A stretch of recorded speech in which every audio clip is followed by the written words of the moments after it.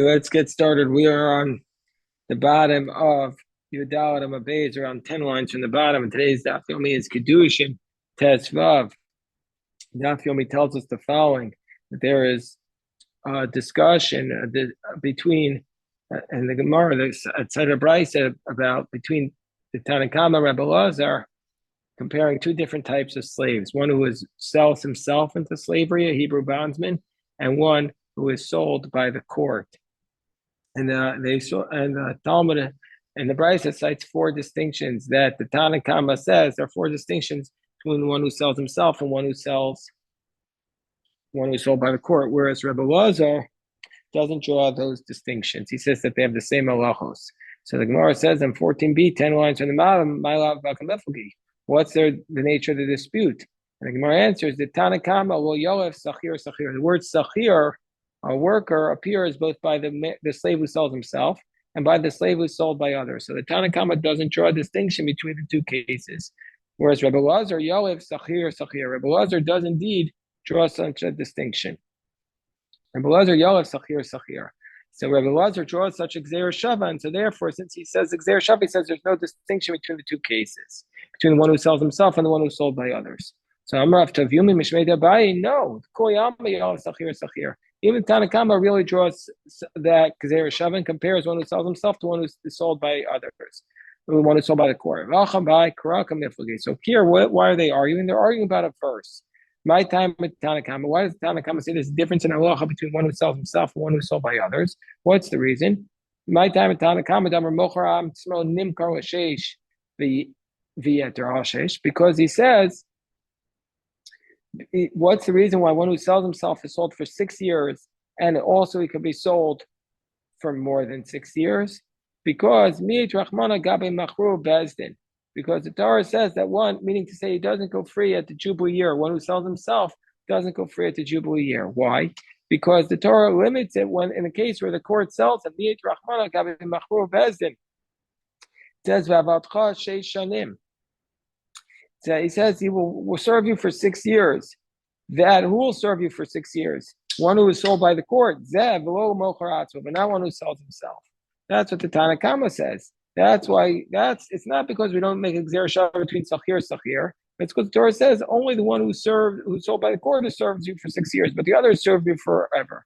The Idach, whereas Rebbe Lazar says that who says the one who serves you for 6 years, the one who sells himself also goes free at the Jubilee year. He says it means Vavatcha shall serve you below Yoresh, but not your heir. If you die, your heir does not inherit him. The Idach, Avatcha Achrin Aksiv. He says, no, there's a different Avatcha, there's a different, he shall serve you. So that's what he learns out, that you are not your heir. The Idachahu Artzas Adon Hudasim. No, the other one, the Rebbe Lazar says, no, that Avatcha is to tell the owner, to make the owner feel better, because even though he has to send the slave away with severance gifts, it's to make you feel better. So now the Gemara says, number two, the second distinction, my time with the Tanna Kama, or 4 lines on the bottom of 14b. What's the reason that the Tanna Kama says, Damar Machar Atzmo Eino Nir? So what's the reason why the Tanna Kama says, one who sells himself, that if he sells himself and he wants to remain a slave, he doesn't pierce his ear? Because the Torah says that if the court sells him, then it says that the master shall pierce his ear. The master shall pierce his ear. No shalom, meaning that this man's ear is pierced, i.e., the one who is sold, the one who was sold by the court, but not the one who sells himself. Whereas Rebbe Lazar says on top of 15a, Rebbe Lazar says the idach ayu gzeir shava udasa. He says no. No is not to teach us that only the one who sold himself, the only one who the court sells, pierces his ear. It's to tell us a different halacha. The word us no is coming to Tanya. Rebbe Lazar says minay or tzia shiba ozen yaminis. I don't know that the ear that's pierced, if he wants to remain a slave, is the right ear. Never kind of ozem and never ozem. It says here the word ear, and it says by a mitzora who has the blood and the water sprinkled on his ear, the blood and the oil sprinkled on his ear, it says ozen. Just like by the mitzora, it's the right ear. So to here, it's the right ear. The idach, and according to, so So the word. So according to the we start off by saying that Tanakama says that it's the one who sells himself the ear, and Rebbe Lezer says no, it's also the one who's sold by the court. And the word ear is to teach us this halacha that it's the right ear. So how does the Tanakama know it's the right ear? My oz no to teach us both. Whereas Rebbe Lezer says to teach us his ear and not her ear, that she doesn't have the law of the reeds of piercing the ear. V'idach, whereas the Tanakhama says nafkala mi ve'im yomar ha'eved v'lo amar. Whereas Tanakhama says no, we learned it out from. And if the slave will say the male slave and not the female slave, v'idach mi bayaway.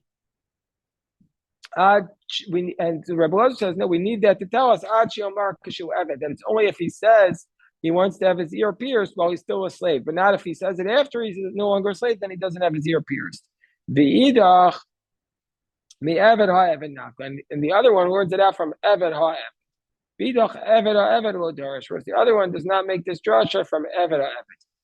Okay, so now we're up to the third halacha, the third distinction between one who sells himself and one who's sold by the court.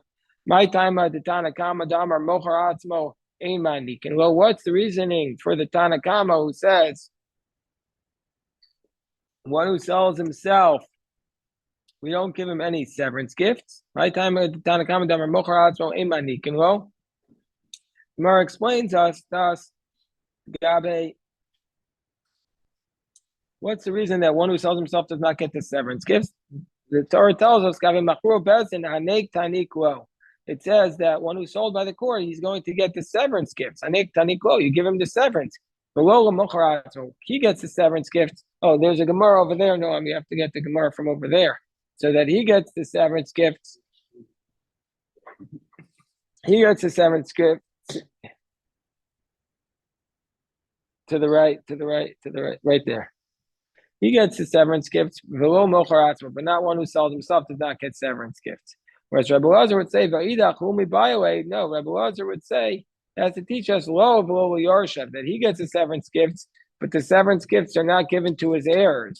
His heirs do not get the severance gifts. So the Gemara says, Yarshav, why wouldn't we're in 15a in the middle, the heirs, why wouldn't he get the severance gifts? Sachir Kar Yerachmana, isn't he just called a worker? And Ma Sachir Pu Asol Yarshav, just like the worker gets the heirs would get the wages that were owed to their father before he died. So too the heirs should get the severance gifts. Oh, so it means to tell us that the word lo, according to Rebbe Lezer, tell us he gets the money, but his creditor cannot come and claim the severance gifts. Because in general, in general, we have a principle. I don't know if this principle applies in American law, but this is a principle in Talmudic law called the Shibuda de Rabbi Nassan. Shibuda de Rabbi Nassan is if A owes B and B owes C, C can make a direct claim against A to get the money that A owes B and say, just give it to me. So in general, we say this. This is the Shibuda de Rabbi Nassan. Because Tanya Amar bin Nassim, Minayin Wanoch Bechaver Mana Chaver Mana Minayin Shemotzi Mizav Nos. I don't know. Take it straight from E to give to C. Tamalom of Nasan Asher Asham Lo. Asa Lo. So therefore, this case Asa Lo Afuke. So, but in this case, you can't do it. In general, you could do the Shibutu de Rabbi Nassim, but in this case, the creditors of the Hebrew slave cannot come to the master and demand the severance gifts. They don't have a claim on that. That's excluded. It's excluded from what you're able to claim. But whereas the Tanakama says we don't need that because Ba'alma knows Tzvir and Rabbi Nassim. The Tanakama doesn't need us to teach us that because it says in general we don't have this Shibuda de Rabbi Nassim. We don't have that principle. Now we have the fourth distinction. My time the Tanakama Damar Mocharat Moin Rabban Boser Shifla Kananis. What's the reason why the Tanakama says that one who sells himself, his master does not give to him a Canaanite slave if you're sold by the court, and the master can give you a Canaanite woman as a Canaanite slave woman to be with you to produce children. But if you sell himself, you can't. What's the reasoning? Because the Torah says that if the court sells him, it says in the court, if the master will give him as his wife. If the master will give him to be his wife, if the court sells him, meaning to say in that case, the Canaanite woman becomes his wife, but not one who sells himself. So that's why, that's how the Tanakama learns it out. But Idach, whereas the Rebbe Lazar says, lo, Bal Karcho. He says, no, I learned the word lo to teach us that Canaanite woman can be given to him even against his will. Well, how do we know that, according to the Tanakama, how do we know the Canaanite woman can be given to him against his will? Mishnah Sachar Sachir Nafka. We learned out from the fact that the pasuk says Mishnah Sachar Sachir. It says twice Mishnah Sachar Sachir. That's how we learn it out. The Tanya ki Mishnah Sachar Sachir Avatcha. He shall work for you double. Eino Oved. So what does this mean? Sachir Eino Oved El Biyom. Eved Ivri Oved Ben Biyom Ben Malayah. The regular worker only works during the day, but the Hebrew slave works at day and at night. And so that's what it's the teacher said he works at night. Do you really think he's going to work during the day and at night? But doesn't the pasuk say that it will be good for you to be with him? So what does it mean that he's working for you at night? It can't be but most days he's eating what you eat and drinking what you eat. So what do you mean you're making him work at night? So therefore, this is what the Tanakh understands. The work at night is that you have to be married to this Canaanite woman and produce children with her at night. The Idach, whereas Rebbe Lazar says, he says, if that would be the source, yeah, that could have been the source, but I might have thought that's only if he consents of a Baal Korcha, but if it's against his will, I might have said he can't do it. Kamash, well, we learned out from the word lo. Those are the four distinctions between the Tanakhama and Rebbe Lazar about one who sells himself versus one who's sold by the court.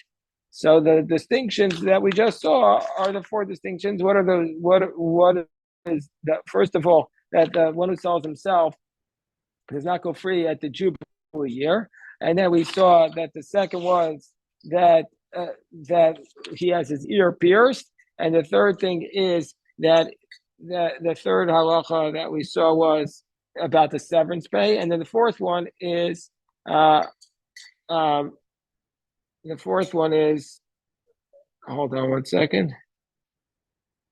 We just said it right here. The Canaanite woman.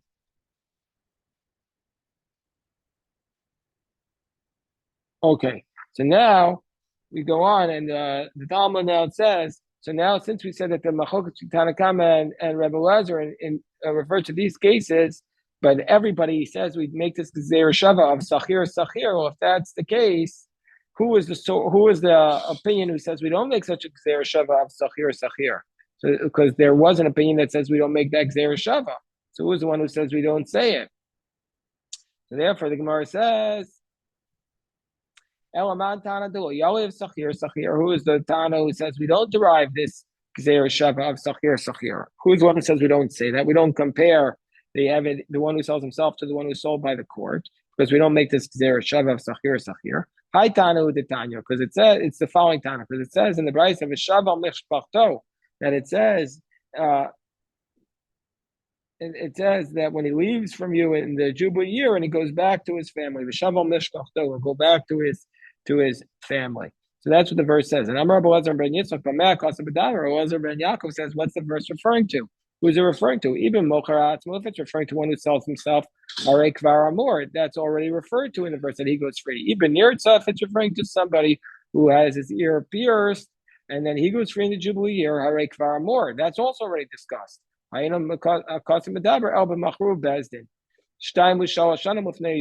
verse is referring to somebody who the court has sold 2 or 3 years before the Jubilee year. 2 or 3 years before the Jubilee year. Shayovel Motzio, that the Jubilee year is the one who's going to force him, it will release him. And if you're going to say that we could have already learned this out from the verse Sachir, why do we need to learn it out from Meshavel Mishpachto? Why couldn't we just learn it out from Sachir? So therefore, it must be that this is the opinion, this is the Brayso, the author, the Tanu says we don't derive the Shava of Sachir. And we need it to be taught because you might have said that one who sells himself, he's the one who doesn't do a prohibition of a machru bezdin. But if the court sells him to avadi surah, where he did something wrong, that's why he was sold by the court. We might have said we penalize him and he doesn't go free in the Jubilee year. Come on, Shalom, we don't say that. So therefore, Rav Nachman Bar Yitzchak says, no, they do make this Xer Shav. It's just being told to tell us that in this case, we don't compare it because we might have thought it doesn't apply. So now Gemara says, but let's first analyze that price we just said. Amar Mar Ibn Nirza, if it's a tell us that the one who has his ear pierced, that type of slave goes straight to Jubilee year, Harei Kvar more. This was already taught. So the Gemara says, well, where was it taught? Ma'i. Where was it taught? I'll tell you where it was taught. Titania v'shavtem ishal chutzach so ishal meshpachto. The man goes back to his land and to his family. But what type of person, what type of slave is that referring to? Even mocher atzmo, if you were saying refers to a slave who sells himself harei kvar more, that was already explicit in the verse. Even machru bezdin, if it's the court sells him harei kvar more, that's also already told. So it refers to the guy who had, the slave who has his ear pierced. The Jubilee year is the one that releases him. My mashma, how do we derive it? Ish. It says each man returns. What is the aspect of the slave refers to a man and not to a woman? This is the concept of the ear pierced because we said it only refers to the man and not to the woman. And now the Talmud tells us it needs to tell us that if the court sells him, he goes free at the Jubilee year, and if he sells himself, and if he has his ear pierced, he also goes free at the Jubilee year. And if it just told us the case of where the court sells him, he goes free at the Jubilee year, because maybe when the Jubilee year comes, he hasn't yet served his full 6 years. But one who has his ear pierced, the Mata Zimne, he served the full 6 years. I might say indeed, then we'll penalize him and he will not go free. So therefore the verse tells us he goes free. And if it tells us the case of the one who has his ear pierced, I would say Mishum the Avala Sheish, because I would say there under those circumstances, because he served for 6 years. That's why he goes free at the Jubilee year. But where the court sells him, the Avala Sheish, where he has not sold himself, where he has not worked for 6 years, so therefore you need both cases. The Shavtam, and it has to tell us the verse, and you will term it and also has to tell us why that he goes free, and also why, because of Rahman if it just say by the case of the slave that she'll serve him forever, I might have thought it really is forever if he has his ear pierced. So therefore the Torah says because of Rahman of Shavtam goes free at the Jubilee year. Because of Rahman of Shavtam, the Torah says he goes back free at the Jubilee year. He might have said that's where he hasn't yet served for 6 years. But if where he served for 6 years, I might have said, I might have said that the end should not be more strict than the beginning. Just like in the beginning he has to serve for 6 years. Also at the end he has to serve for another 6 years before he can go free. It means it goes free once the Jubilee year comes. So therefore, we're still wanting to know who's the Tana who does not make this Zer Shava between the verses Sachir to compare the case of the one who is sold by the court versus the one who sells himself. The Gemara says this is Rebbe. The Tanya on the top of 15b. It's the position of Rebbe, because Rebbe said it says in the pasuk about a person who is sold to the Canaanites, a man who is sold to the Canaanites, that he has to be redeemed by his relatives. But if his relatives do not redeem him, so that's what the verse says. Rabbi Omer he's redeemed by the relatives. Who can redeem him from the idolaters? His relatives. But he's not redeemed. He doesn't. The idolaters don't have to redeem him, release him after 6 years. I might have said that it's a kavachomer, just like one person who is not redeemed by the relatives, meaning to say a regular Hebrew slave, he's not redeemed by the relatives. He's redeemed after 6 years. This person who is redeemed by the relatives, for sure he should be redeemed after 6 years. So I might have said that kavachomer. So therefore, we need the verse to tell us that it's not the case that the relative is that he's not redeemed after 6 years. But says the Gemara, and this is the point. If you're going to say that we would have had this Gzeir Shava, Why do we need this Kal V'chomer? Nail of Sachir. Why we could have derived the Kal V'chomer that just like that we say that the word Sachir appears by one who sold by a Hebrew slave to a Jew and one who sold to an idolater, to say that it's the same halacha that he's redeemed after 6. And that's why we need the verse to tell us that he doesn't get redeemed after 6. So we see from here that Rabbi does not hold this Zer Shava of Sachir. So Rav Nachman Bar Yitzchak, no, Olam Yolev Sachir. Rabbi does hold by this Zer Shava. But this case is different. Why do we not take Zer Shava by comparing to idolater? The Amakra Yigalenu, because the verse says Yigalenu, which means he's redeemed. He's redeemed by his relatives. And that's who gets redemption, but not after 6 years. And who's the one who argues with Rabbi and says he does get redeemed after 6 years?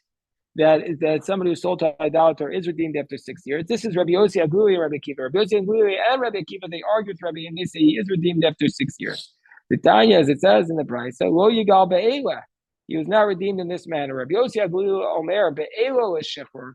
That in this manner he's freed, meaning to say that if the relatives redeem him, he's freed. Bashar Kol Adam, but if anybody else redeems him from the idolater, the Shibud, then he gets enslaved by that person. If another Jew redeems from the idolater, the other Jew is his master. Whereas Rabbi Akiva says, Be'elu is Shibud. If the relatives redeem him, he is a slave to them. Bashar Kol, wouldn't that be nice? Yeah, have all your relatives as your slaves. God forbid. But I'm just saying that's the concept here. It's ridiculous. It's really hard to understand.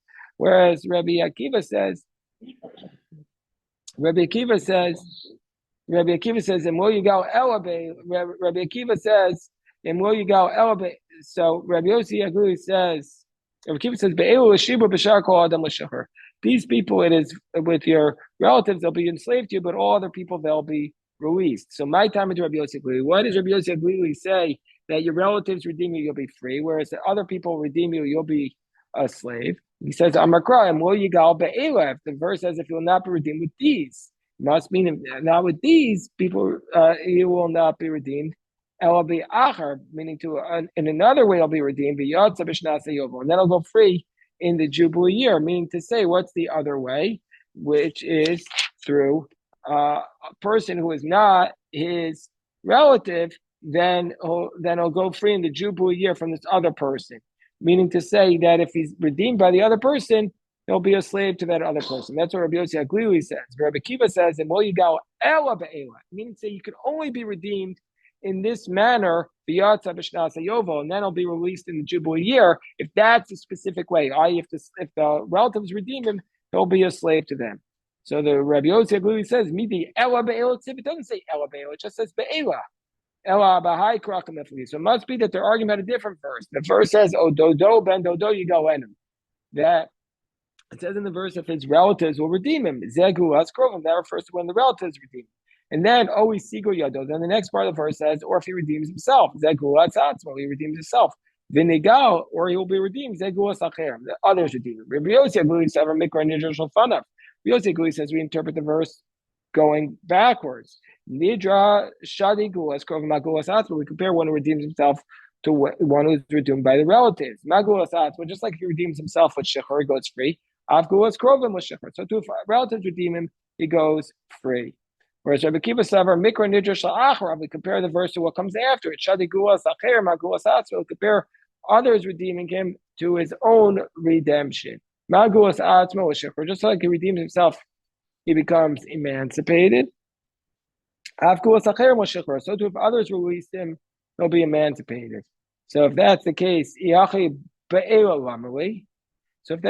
why, according to Rabbi Akiva and Rabbi Yossi, according to Rabbi Akiva, why do we need the word be'ela? So Gemara says that he says he loved be'ela.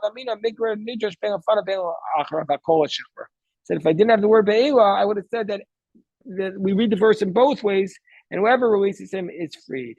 So the Gemara says, well, if that's the case, but it doesn't say ela be'ela. So we have the same question again. So therefore, the Gemara says, what's the dispute between Rabbi Akiva and Rabbi Yossi Aglili? It's besvara kamifli. They're arguing about logic. That's it. It's just logic. Rabbi Yossi Aglili says, mistabra, it's logical to assume that if other people redeem him, he's going to be enslaved to them. You say if other people redeem him, and he's automatically going to become freed. Money will parculate. The people won't redeem him. They'll say, I'm going to lose all this money. It's a very difficult, it's very svara for me because we know that people do pay for pejo and shvuyim. They do redeem captives, but that's the logic that Rabbi Yosef says, whereas the relatives would redeem either ways. Whereas Rabbi Akiva says, Mistaber guas krovim But Rabbi Akiva says, no, it's more logical to assume that if the relatives redeem him, he'll be enslaved. The Amr is a shikhr, because if you're going to say that if the relatives redeem him, he'll be freed, then Kol Yom of Yova Azol Mizbanafshi. Then he's going to run a scam where he places himself into slavery, and the relatives are forced to redeem him. They give the money to the Canaanite, and then he's freed, and he keeps doing this again and again and again. The relatives have to pay millions of dollars to his Canaanite business partner, and that's how he's making a good living off of the backs of his relatives. Yeah, but he just does the first one and gets a lot of money, and then he gets different relatives. He could try to scam every few years. Chum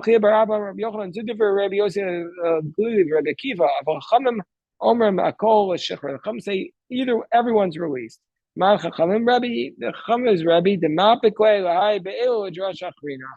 He says he used the word be'ela for something else. So the verse is expounded both before it and after it.